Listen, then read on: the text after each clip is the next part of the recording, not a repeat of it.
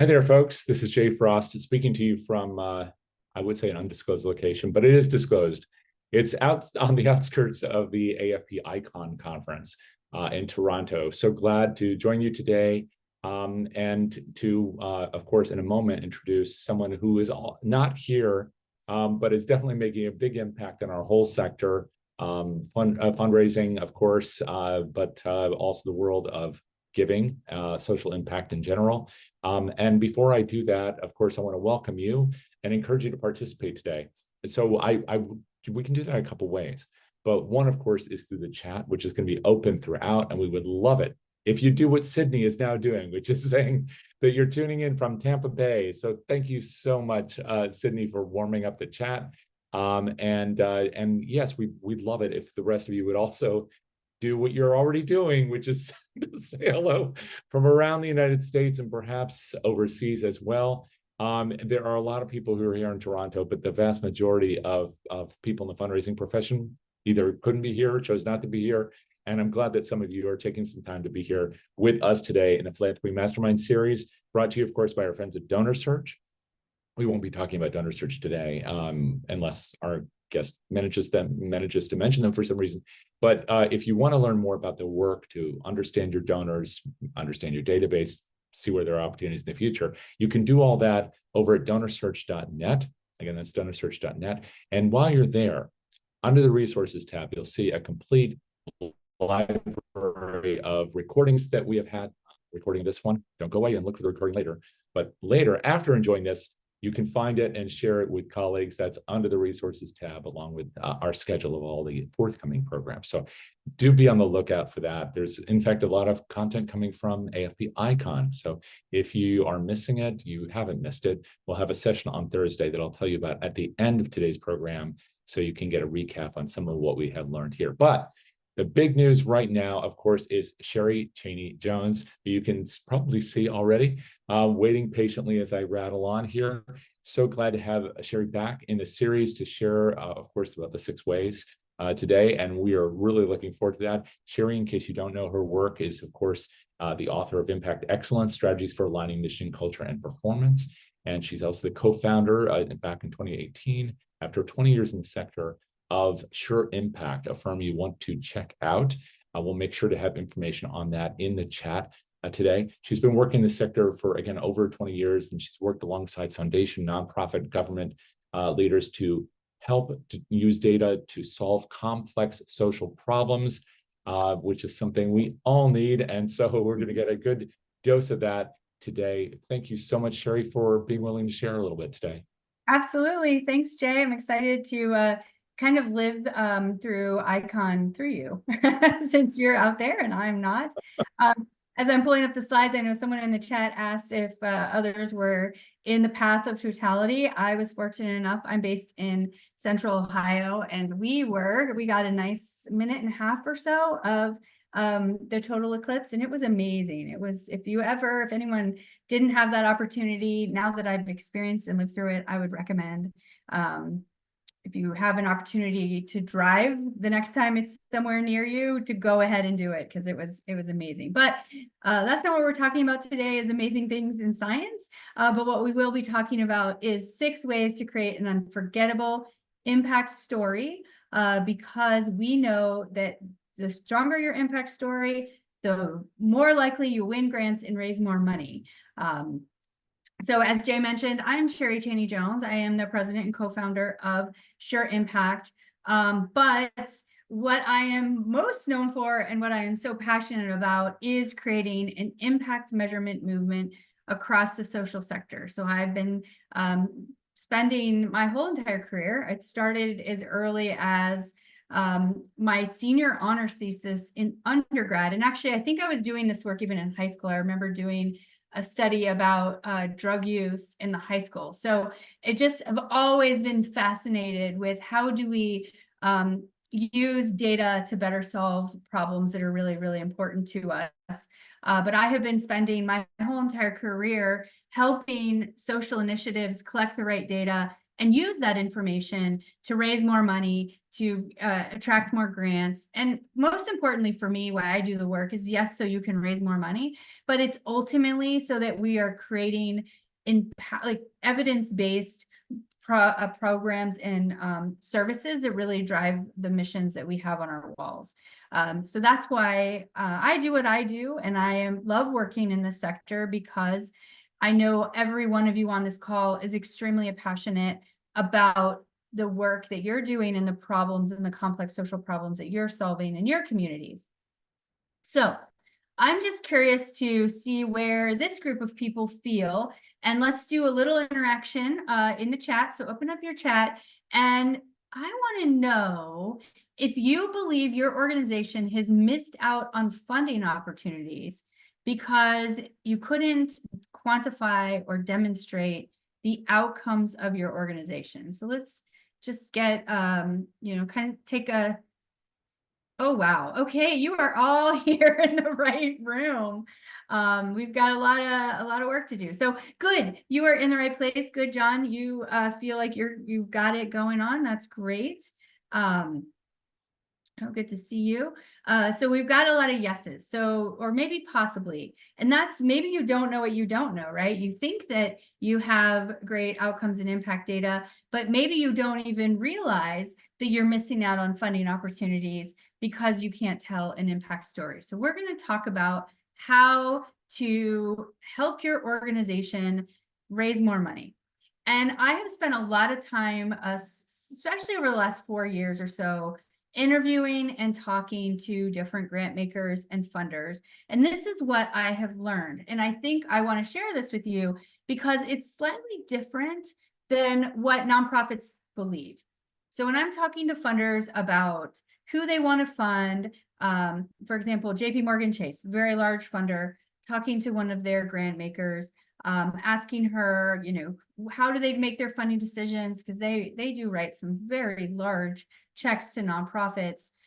Same thing, we're all familiar with MacKenzie Scott and the grant making that she's done over the last few years, really understanding more about how those decisions are being made.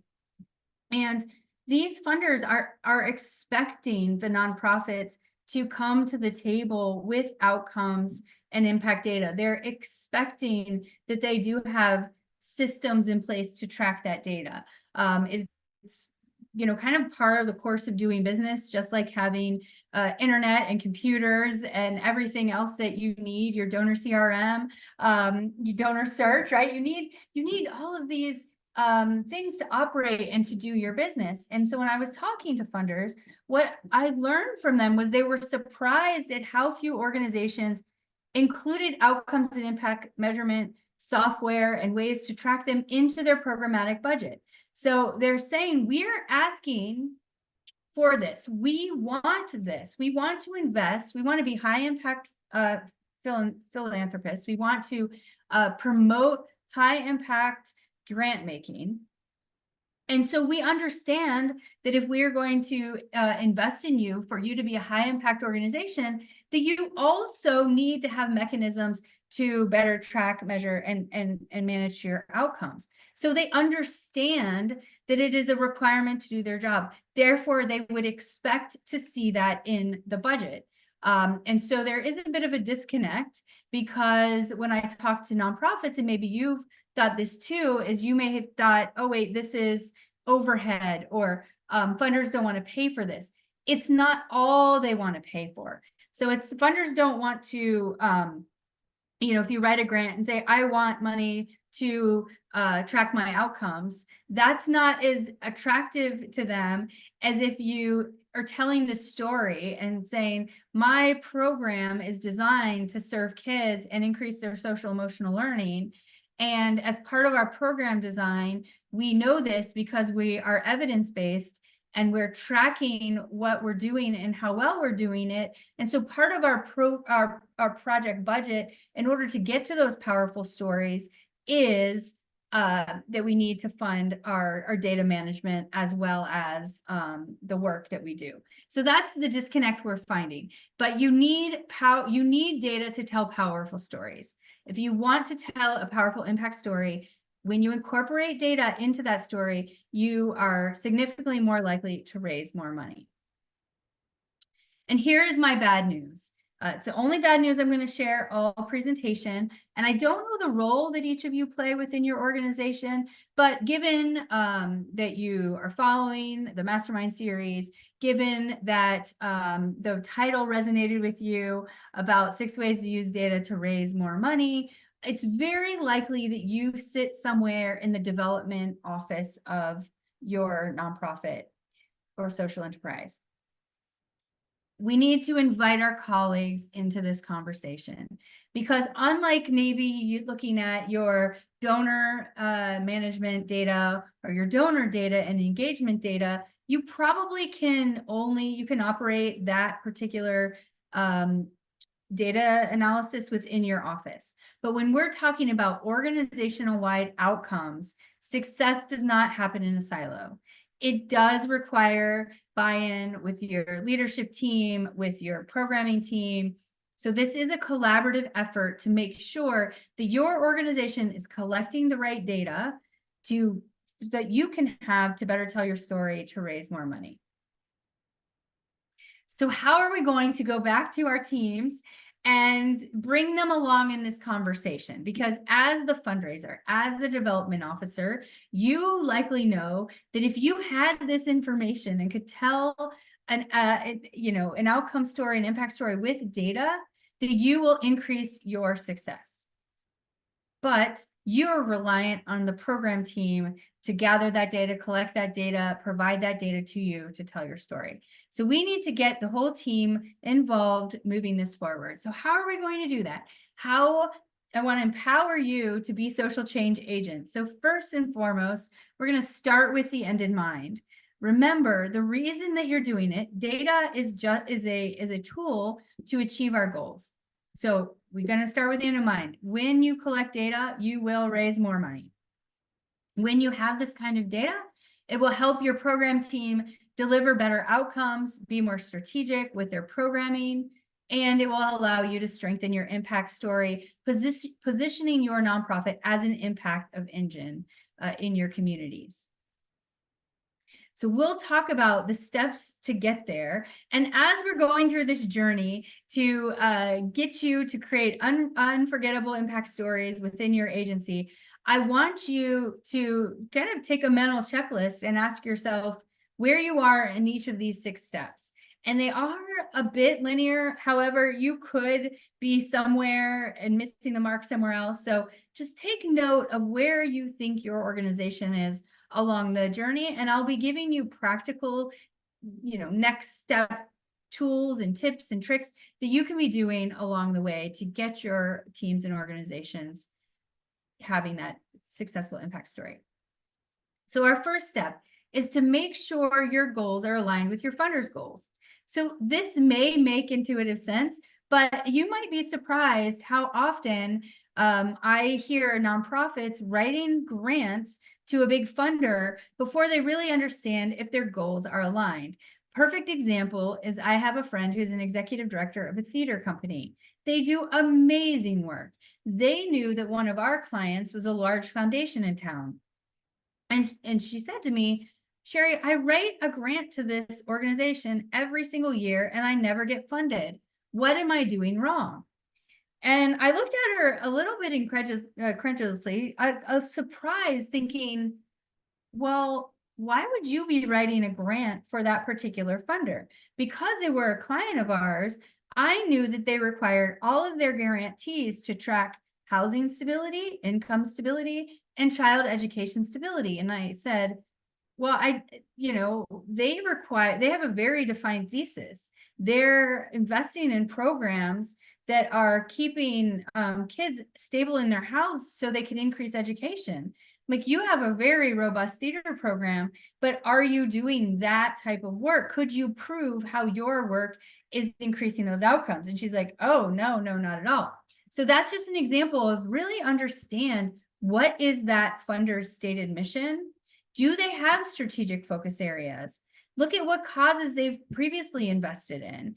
Compare your organization's infrastructure and the work you do to those that they've received grants from, And that will help you know if you are working with the right funder. I know we all say we don't want to chase the money, but it's really, really important, especially now where funders are requiring outcomes data when you win those grants. You do not want to be in a position where you end up winning a grant that is requiring you to track outcomes, and those outcomes aren't even aligned with your mission. So first and foremost, just before you write for any grant, before you go after any donor campaign, it's really important to be talking to those donors, those grant makers, those funders whose goals align with your particular goals. So here is the best exercise. It can transform how you tell your impact story, what data you collect, who you talk to, and how you talk to them. This simple 5 whys exercise. So here's how you do the 5 whys exercise. I recommend that you bring your teams together. You want to bring at least someone who represents every area of your organization, including some key board members. If you can bring in some or interview or bring in some funders and participants, that would be great too.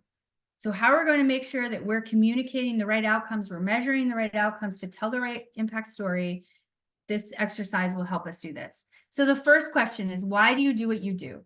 So not you personally, but why does your nonprofit do the work that it does? And you're going to ask yourself that question 5 times. So if you're I'm just going to go with this early childhood program that's increasing social emotional learning of young people. So that's your mission. So why is it important for you to increase social emotional learning of young people? Maybe your next answer is so that they're ready for kindergarten. Well, why is it important that they're ready for kindergarten? Because if they're ready for kindergarten, then the kindergarten teachers can get them ready for 3rd grade. Well, why is it ready for 3rd grade? Well, because data shows that if they're not reading proficient at 3rd grade, there's all a host of problems in the future. So you get the gist is you do this 5 times to start to build out your theory of change, your logic model. The next question is, why do your funders and partners want to fund you? Now let's take that same example, and let's say that same early childhood is funded by, they could be funded by teachers, people who are teachers in the community, so it might be their individual donors. They could be funded by government entities or schools. They could be funded by foundations that have a pillar of education that they care about. So understand, why are those funders funding you? What change do they want to see? Because sometimes their whys align very much with yours, but sometimes they do not. For example, or they're slightly different. For example, schools, if one of your partners is a school district and school districts are funding your work, they likely care about, yes, they care about social emotional learning, but they also do care about keeping kids in that school district because they receive more funding if they do that. They also might care about having children who can emotionally regulate themselves, because if they have children who are emotionally regulating themselves in class, there's less disruption. Therefore, the teachers can do a more significant role. So maybe they want you to measure, or they would like to measure reduction in disruptions in the classroom. So it's really important that you understand their whys, so your measurement is aligning to their goals as well. And the third is, why do your participants and clients participate? What do they want to accomplish? And again, maybe at a cerebral level, we care about the social emotional learning of the young people we serve. Our funders might care about that too. But at the end of the day, if you're serving a 5 or 6 year old and their parents are, signing them up for your nonprofit, they want a safe environment for their kids. The kids want a fun environment where they feel included and engaged. So those are slightly different as well. So we need to make sure that we're measuring at least, we don't want to measure more than like five outcomes, but making sure that we're at least measuring the key outcomes with each of these buckets. So when we do the 5 whys exercise, it will help us understand how to tell our story. Now, why we'll do the 5 whys exercise is we're going to convert that into our theory of change. We're going to convert that into a logic model that will help us define what we want to measure, as well as it's going to help us then craft our impact story once we start to collect this data. So if you're not familiar with logic models, it's really one simple piece of paper that tells the story of what makes our nonprofit unique. So it lists all of our inputs. Those are things that are unique to your nonprofit. They're the resources you have, the partners, if you have specific curriculum, if you have a facility. You're also going to then list your outputs. And your outputs that we'll talk about more in a minute is just a list of what you do. Then we're going to talk about who directly do you serve? What is unique? Are you place-based? Do you focus on specific zip codes? Is it a specific characteristic of who you're serving? And then those whys we talked about, they become your short and intermediate outcomes. So that's why we do the whys exercises. It's a secret. It's a trick in helping you identify what outcomes should be. And that's what you'll start to measure when you identify those outcomes. So here's a visual that hopefully will help you understand the difference between these languages, inputs, activities, outputs, and outcomes. So let's think about building a hamburger. So if we were, our mission was to build hamburgers, inputs would be all of the ingredients that we needed to build that hamburger.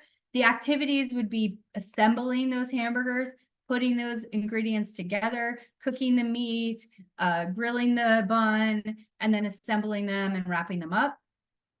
Outputs would be the number of hamburgers we produced. Again, it doesn't tell us if we made a good hamburger. Was our meat raw? Were they satisfying? Were they tasty? Right? Just outputs is the number of hamburgers we assembled.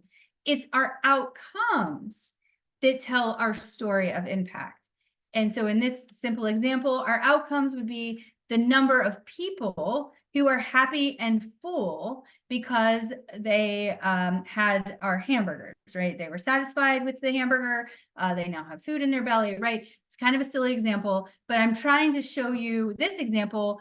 If you think about it in our nonprofit world, we often stop at outputs and we forget that outputs are not outcomes. And the few things I want to say about this is the number of money, how much money you raise might be a personal goal of yours, but it is not an organizational outcome. It is actually an input. It is something that you do to attract money into the organization. So unless your nonprofit only is a fundraising entity, like you're fundraising for cancer and you're then giving all of your proceeds away to another cause, then maybe I'll let you track the number of money raised as an outcome. But assuming that you provide services within your nonprofit or you do something else with the funds that you raise, then that is not an outcome. That is just an input. Same thing with the number of services provided and the number of people you serve. Because again, just saying you serve so many people doesn't tell me if those people are better off, what change they've happened. So we need to move further away to outcomes. And I speak about this all over the country several times a week. And it's okay if you're like one of my recent audience members who said, today was the first day I realized that the number of people we serve is not an outcome. So if you're in that boat, I'm so glad that you joined us today to help you start to think about what is it that we can measure that shows how people are better off because of our work. Now, don't just take it for me that this is where the sector is moving in terms of wanting to have data to invest in nonprofits. So here's the Austin Community Foundation, and they, on their Women's Fund, they specifically call out that they use data to inform impact in their investments in nonprofits. And so they want to see that these particular organizations they fund have measurable learning outcomes for children and family. And they're reporting the percentage of increased impairment employment and children they serve are prepared for school. So again, this is the type of data that funders are looking for because if you think about it, a lot of funders also have to raise money. So, and I was in that, early in my career for 10 years, I was a government funder, but we needed our grantees to collect the data and share it back up to us because I needed to take that same data to then go lobby the legislature for more funds for social programs or I needed to take that information and data to go write a large federal grant so that I can bring it back to the community and pass it all down. So a lot of it is more than accountability. It's about being able to secure larger resources for the community as well. Here's another example of a foundation who's on their website saying we need this data in order to have a better chance of funding. We need to have the goals, a logic model, measurable knowledge, skill, behavior, and outcomes. We need it to be tied to indicators of your field. So this is where these larger foundations are moving in order to, and the reason they want this is, one, they want to build your capacity. They want to empower you to do best practices, and they also want this data to tell their story as well, and know that they are being investors and stewards of the resources they have to deploy into high impactful nonprofits.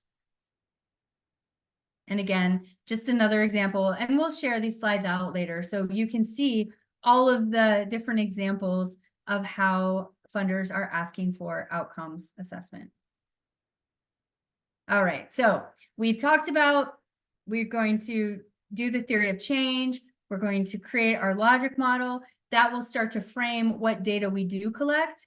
Then we must prioritize data collection, data entry. We cannot analyze data that we do not have.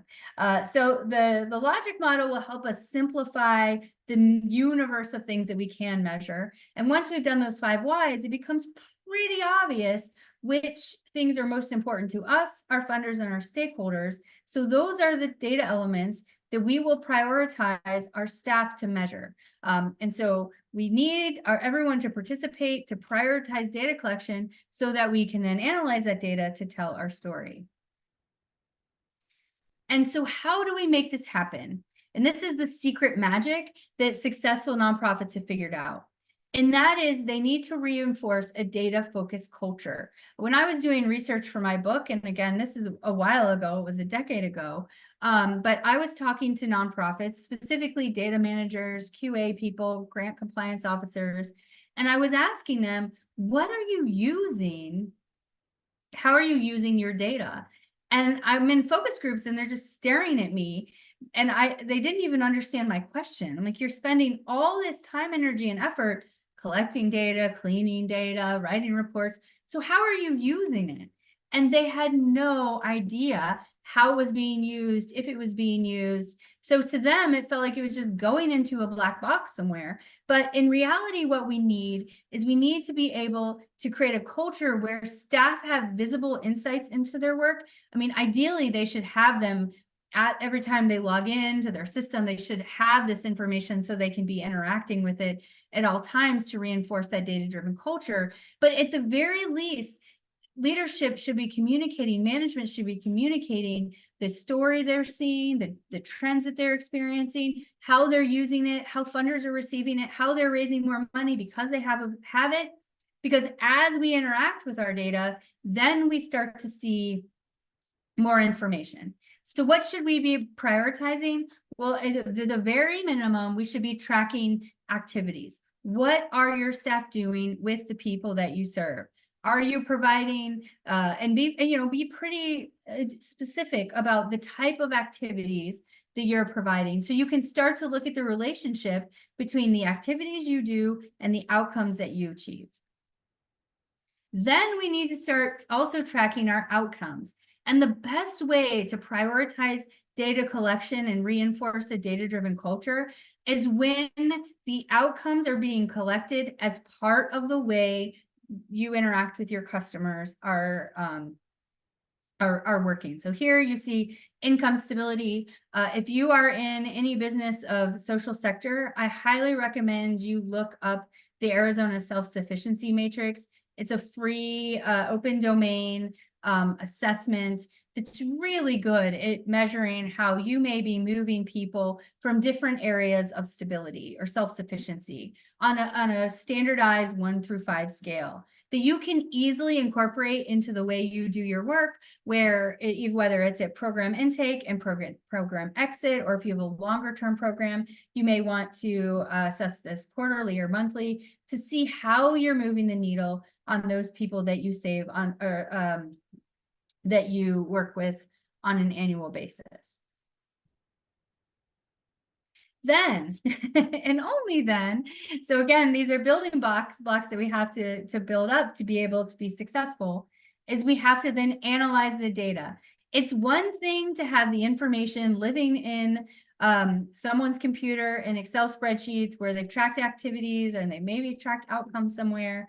But if you don't have a way to analyze that data to determine how people are better off, who is better off, if different interventions have different impacts than others, if different, place-based initiatives, or if you're creating equitable outcomes, then it's just an exercise of busy work. And what we want to do is we want to create that data-driven culture so that we're determining how effective our programs are. We have that information at our fingertips to tell our story, to give to our grant writers, to give to our board members, to give to our leadership. And so the more successful you are, the more automatic the data collection and data analysis and more real time it will be for you. And so that's where Share Impact comes in. We are a platform that makes all of this very easy. So you have the insights at your fingertips. If you're interested in learning more, I'm happy to have a conversation with you at another time. But what I want to now talk about is we can't communicate our impact and demonstrate our impact with data unless we've done these steps prior. And so sometimes that's what makes this conversation so difficult, because as a storyteller, as a fundraiser, as a development officer, grant writer, you want this information now to tell your story. But we do have to go back and build the data capacity and the data infrastructure and the measurement framework of our team to get us there. So let's assume that we've gone through all these steps and you now have data that you can incorporate into your impact story. What are the best practices around communicating your impact with data? Well, one of the best ways to get people's attention is to share those unexpected outcomes, those unexpected data points. So for example, if we go back to that income stability measure, let's say you're a workforce development program and you are having data collected at intake. And what you learn is that at intake, at the beginning of your program, 25% of the females that you serve have they're only 2 weeks away from not being able to pay your rent. Let's say your data shows that particular data point. Now, don't shy away from that, because when you're talking to your donors, when you're talking to your funders, that particular data point might be unexpected to them. So they might be they might not be aware that there are that many people in your community who are experiencing that level of poverty. So that's a case where you're sharing something about the population that you serve that might be unexpected. So the status quo is, in terms of your community, is not working for your population. And so you're going to share with your community, this is a problem in our community. Our data shows that the people we're serving, when they come into us, this is a problem. But as we intervene at the end of our program, 80% of our families are now stable in their income, for example. So now that's where I'm presenting concrete facts. And the reason I want to have these two very simple data points, 25% were income stable when they started our program, 85% are income stable at the end of our program, is because this is something that demonstrates the proof, right? As people, as humans, we make decisions, and I'm going to talk about story here in a minute. We make decisions with our emotions, but we rationalize these decisions with our brains. And I don't know if any of you have had the opportunity to be in a funding panel or to be in the boardroom when these grant allocations are being made. So let me shed some light into this process. So if you are, let's say you're building a great rapport with the grant manager officer, right? You guys get along well, she or he understands your project, and you're really excited, and you've built up that story, you've built up that emotion with that particular grant officer. Now that grant officer is going to have to take your package to the investment committee or to the decision-making body, the panel. And they might not have that same relationship to the grant officer. So the grant officer might make a pitch or a case for your proposal, but if you have those concrete facts in there, now the decision makers are going to rationalize their decision making with those facts. And so that's why having very concrete facts are so important.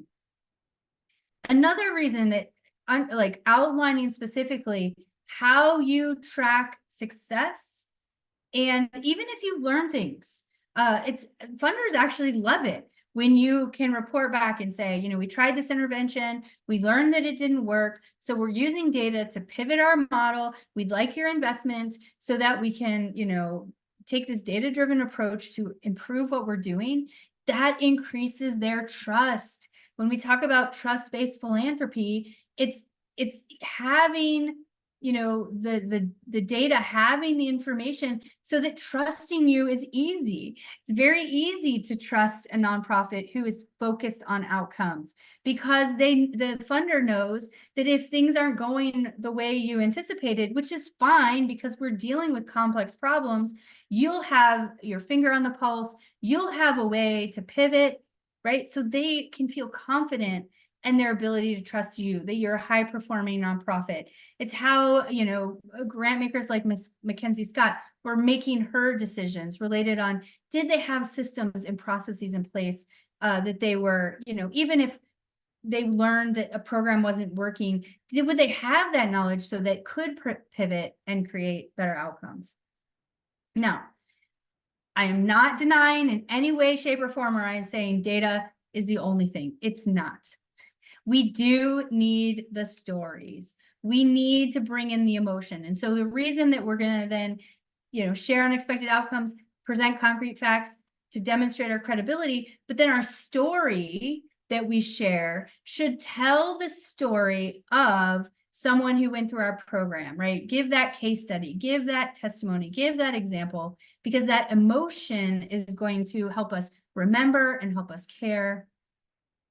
And then you want to present the data in a way that will inspire action. And so I'll talk a little bit about having like social return on investment or cost per success data, because when you tell me that story of change, if you tell me a story of how a woman went from, you know, barely being able to afford her house to now being fully income stable and feeding her family and the dignity and respect, I tell that story and then I follow it up with and how much it costs to get that one woman to a successful outcome. That inspires me as the donor. I know concretely how much I need to pay to achieve that success.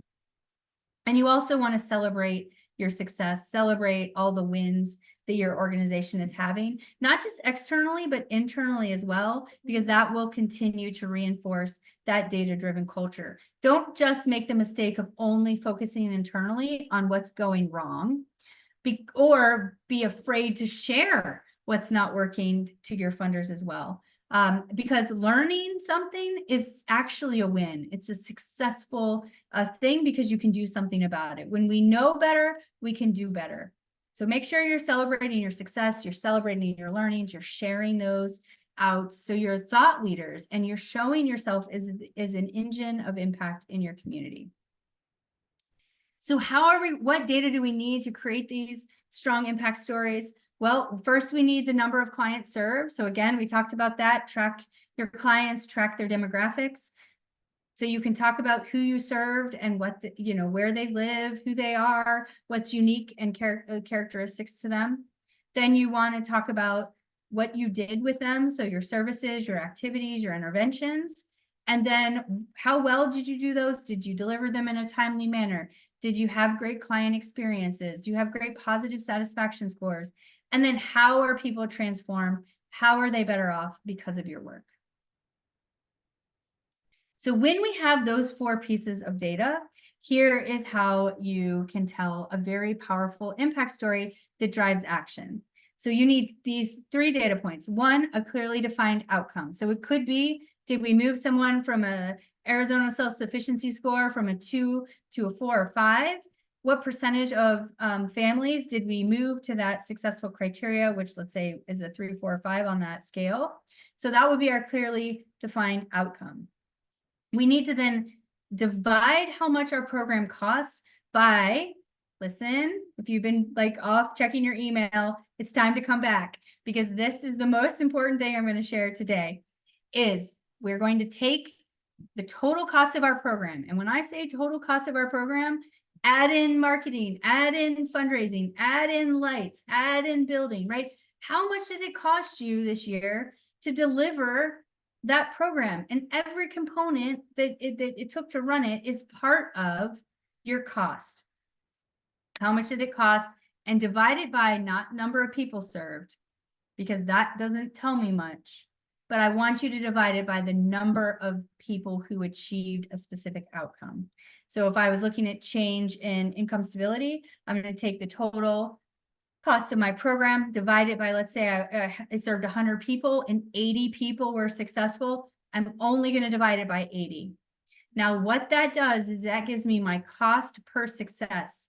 That tells a funder this is how much it costs to get one person to a successful outcome. Now, the beauty of this metric is if you increase your success rate, your cost per success goes down, which shows a greater efficiency. You also can increase the amount of money your program costs and still have the same cost per success if you increase your success rate. It totally changes the game in terms of telling your impact story and what is required to take it. So here's some examples of impact statements. If you're wondering, like, what does an impact statement look like? Instead of number of people served or services provided, it's a percentage of how many people are better off. So here are some example common mental health and recovery ones related to, it can be knowledge, it can be skill, it can be behavior change, reduction in barriers, but it's quantifying how people are better off because of your work. And we also have some examples of affordable housing providers where they're looking at getting people access to income or having increased hope for themselves. So a lot of this data can come from self-report from your participants. And before you freak out and say, but that's self-report, that's qualitative data, it's a survey. Yes, it is. But think about how we make decisions within our government. We use the census. What is the census? The census is a survey. It's a self-reported survey. So it is okay as long as you create, if you're using a validated tool or a well-crafted survey, don't just make something up. Please engage a professional or find something that's already been validated in the literature and that's open source to measure constructs. But it is okay to use, whether it's self-reported or clinician assessed, as a way to measure change in outcomes. So that is that wraps up the information that I have for you today. As you are thinking about your questions, I wanted to show you this while you're thinking of your questions. So feel free to type your questions in the chat. I'll answer those in a minute. And you know what? I don't have the right resource here. What I was hoping to share with you, and I'll make sure the right deck gets out to you before, is a link to our ultimate guide to impact measurement. Because that particular guide, if you download that guide, it has everything your nonprofit, everything I said, and so much more. The step-by-step guides, the calculation for cost per success. So everything is in that. I'll make sure that Jay gets the link to that guide. So when he forwards the slides, you also will have access to that as well. And all right, let's see what questions do you have? And as you're doing that, Sherry, we also have thank you for putting your contact information up there. If someone happens to be listening to this, Sherry can be reached at Sure Impact at Sherry, which is SHERI at sureimpact.com. And Sherry, there was a question, there are now 2 questions in Q&A. I don't know if you can see those. I can, yeah. So I'll answer Joan's first. So she works for an art museum that's free to the public. What types of data will illustrate the work we do? Well, that's a great question. So I'm going to sound like a broken record, but the first thing that I would do is go to the 5 whys exercise. So if you think about, why does your art museum exist? Do you have a particular, are you trying to teach communities about different types of art, different types of artists? We have in the past, as I mentioned, I was a program evaluator for a very long time. So I have helped arts institutions measure through surveys, through patron surveys, or people who come in. You can capture some ways we've done it. So let me give you a story. There was a free art gallery in a state building, and they liked to rotate different Ohio artists. And they had a kiosk as people came in, and it just asked, they just asked them like, hey, we'd like to add you to, our mailing list, and we'd like to send you a follow-up question. So they just had little like iPad kiosks there, and we're just inviting people to give them their information. And so then every quarter or so, they would send the people who attended and signed in, they just sent them a survey and asked their experience about, did the art make them think of something in new and different ways? Did they learn something new?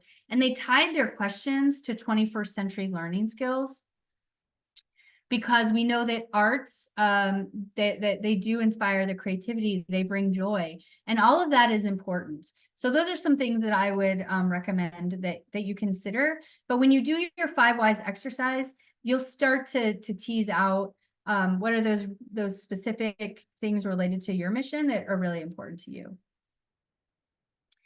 And then RuPaul asked about, how about third-party assessments? I think third-party assessments are great. As a former external program evaluator, I think that it is definitely, if you can afford it, and if you have the opportunity to work with a third party to kind of validate your impact in what you do, I think you should do that. But I think you, as the nonprofits should own their own data. They should own their own story, and they can engage then an external evaluator to validate that data or validate that story. I would be very concerned if you were working with a third party who was evaluating your work and was not making the data readily available to you for your own work. I think I would ask those questions. We've seen nonprofits, frankly, be taken advantage of with third parties who have had proprietary tools or other things. And so they were using the nonprofit and their participants as subjects. But when it came down to the nonprofit owning that data, they didn't. So that really hinders your ability to tell your story unless you have a relationship with that particular third party. So just be careful there. It's no different than, think about it. I think you should think about your program participant data and your impact data the same way you would think about your financial data. You as a nonprofit likely have some financial software that you're using to track all things finances, and then you have a auditor or a CPA or a CFO or someone else who helps you validate and make sense of that information and prove that there aren't misuse of funds. But you would never imagine turning over all of your financial data to a third party and not having access to it yourself.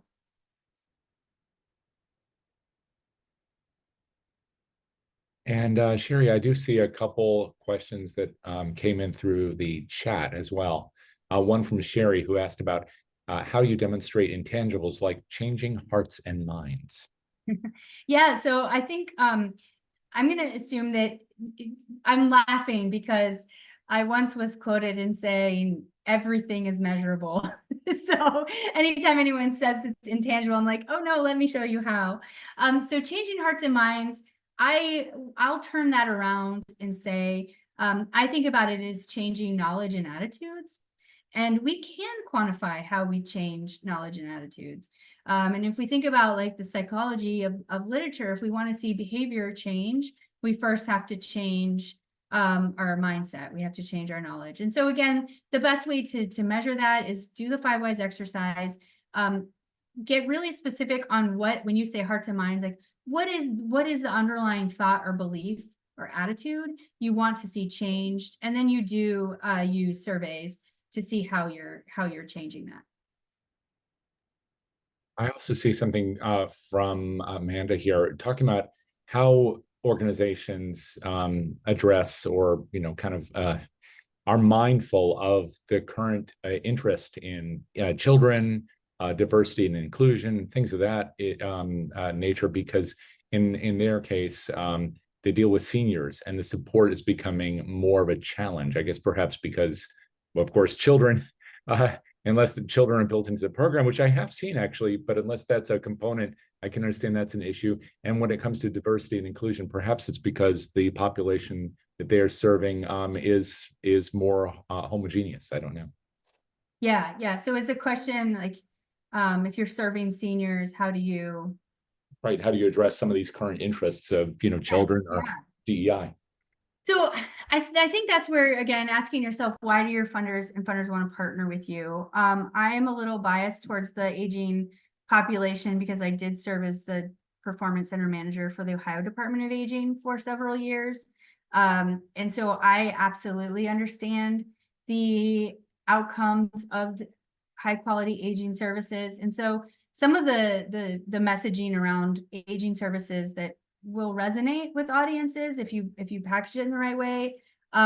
There's definitely a financial, especially if you're going after public funding, there's a huge financial benefit if you're keeping if you're helping seniors live independently, because you're decreasing loneliness, or you're helping people age safely in their own homes, or you're generating access to technology, so you're reducing depression. There's actually a lot of very financial metrics that you can share with different healthcare foundations. So whether that's hospitals, hospital foundations, government grants. So it's really understanding who cares about that. And then from a public the donor, the individual donor, don't dismiss the opportunity. How many donors have aging parents? The reality is that there are a lot of people in the community that are dealing with aging parents, and they want the best for their parents. So when you can even communicate to that population who's caring for their aging parents, and you're able to show how your outcomes help them, it's no different than children, right? If you're talking about children's outcomes, you also have to speak to the parents on how your programming is providing a safe place, an engaging place, a supportive place. If your programming is helping those individuals who are caring for those aging parents get their needs met, an extension of their family, increasing the quality of life for their loved one, that is all very impactful messaging that you can use to raise more money. I also see something here from Sherry, who is asking about the balance between qualitative and quantitative questions to get useful data. And if you could clarify the difference between those two things, the qualitative and quantitative, or rather qualitative and anecdotal data, and to what extent perhaps the funders are wanting to see those various types. Yeah, so I think the best is both. And so I do I want to qualify about the qualitative data. So sometimes I've worked with the Ecological Society of America. And so when we were working with them and starting to talk about using surveys and Likert scales, and I was talking about it as it was quantitative data, they were like, what are you talking about? No, quantitative data is like soil samples. So in the social science, there's a general acceptable rule that if you're using a standardized assessment that is asking questions and it's scaled within a rubric, or it's scaled within like a Likert type scale, that you can count that as quantitative data. So that type of qualitative data, like surveys, if it's standardized, you can count it as quantitative data. Now, I think it's best to follow up with that type of quantitative data, whether it's a count of things or an increase in behavior change or whatever, using a rubric or rating scale, with then a story or a testimonial. I feel like how that is powerful is because the case study or the story shows, it gives people the, like I said, the emotion and understand your programming and the journey that a client goes through. And then when you show then the percentages of people who have had that type of success, then they know you're not just picking out your best, like you watch on TV with the weight loss commercials that say results are not typical. Well, then when you can report that 6% of families are just like this family and have experienced the same outcomes, now I don't have to doubt your story. I now know that this is the experience for the majority of your clients. So I think it's great when you mix both together. Thank you for all of this, Sherry. We really do appreciate it. And you fielded a lot of questions in a short amount of time at the end. And I'm sure there are more. So once again, you can see Sherry's contact information there on the screen.